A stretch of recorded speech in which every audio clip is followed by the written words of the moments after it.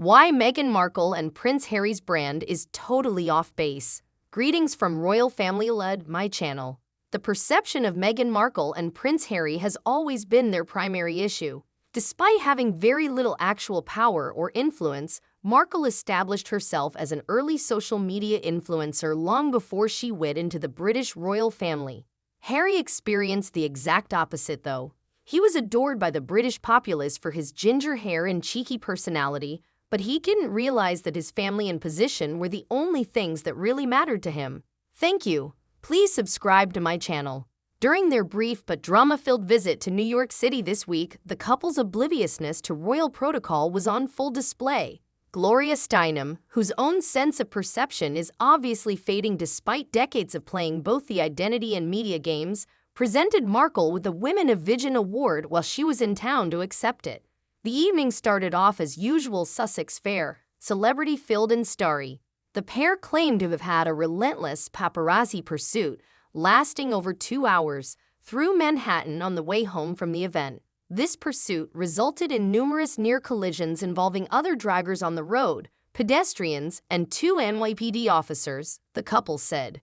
The pair apparently felt shaken and stirred up their inner thoughts. The pair claimed that the paparazzi were nearly responsible for several collisions with pedestrians, police officers, and other drivers, clearly alluding to the fact that his mother, Princess Diana, passed away in a similar situation more than 25 years prior. It's fascinating material, but it's not totally accurate. The pair was pursued by photographers, and the photographers probably went too far and behaved inconveniently, as photographers occasionally do. However, a police source informed the Post that the alleged chase actually only lasted an hour, not 2. The Sussexes' claim was minimized by the NYPD in a statement, which also noted that there were no reports of collisions or 911 calls as a result of the incident. Officials with the NYPD described the chase as challenging, but not quite catastrophic. Mayor Adams, who expressed sympathy for the pair, minimized the seriousness of the entire situation. The cab driver who momentarily had the pair in his car, confusedly exchanging the relative safety of their SUV and its tinted windows for a yellow taxi in full view of the cameras, echoed Adams' concerns. Although the driver called the situation crazy, he said that it wasn't scary. The Sussexes' exaggerated sense of significance is nothing new. The car chase in the East Side, however, raises their obsession with image inflation to puzzling new heights.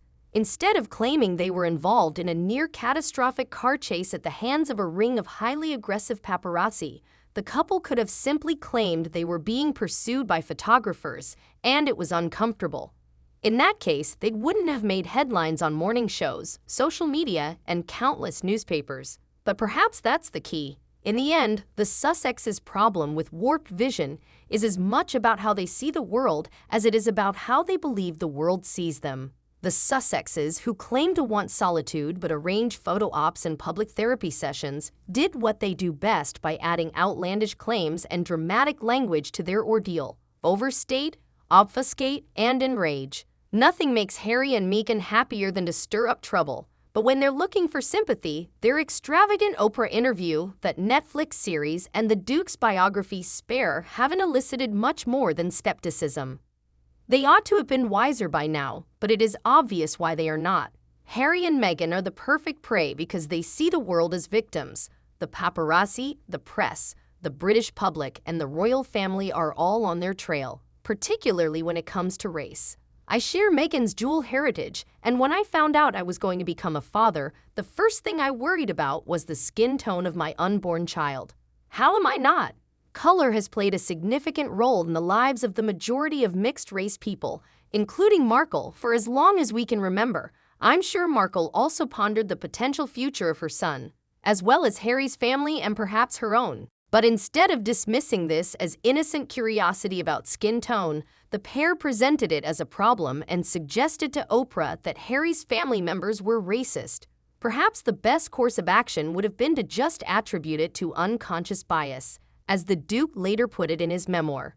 Such woke speak continues to be sarcastic and jargon-filled, yet nevertheless tries to convey forgiveness and understanding. At the very least, it might have put William and Harry on friendly terms. But would 3.2 million copies of his memoir have been sold in its first week? In the end, as I stated in a previous article, Meghan's main issue, and Harry's, to a lesser extent, is that she aspires to be a role model but actually has none. Steinem may consider Markle to be influential, but who really cares? By this time, they have returned to their Montecito, California bubble where they are happily and blithely convinced of their own worth while hiking, practicing yoga, and eating organic food. The Sussexes may think of themselves as current, but real performers don't require vehicle chases to captivate their audiences.